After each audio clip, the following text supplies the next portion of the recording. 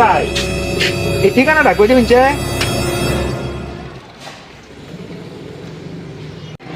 এই তোর নাম কি?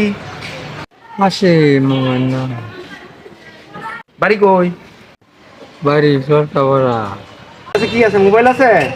মহিলা হ্যাঁ দে মোবাইল দে। মানি ব্যাগ আছে? আছে দে দে মানি ব্যাগ দে। দে তাড়াতাড়ি দে। আর কিছু নাই? ঠিক আছে, থাক।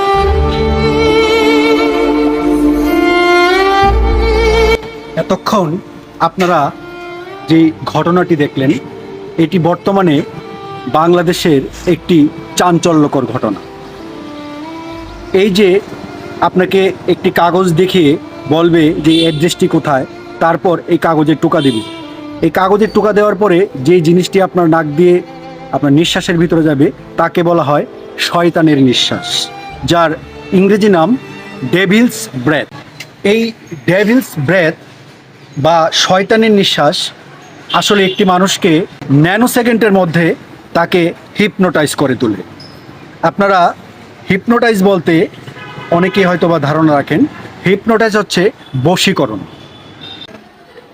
ভাবছেন এই আধুনিক সভ্যতার যুগে, এই ডিজিটাল যুগে আবার বশীকরণ?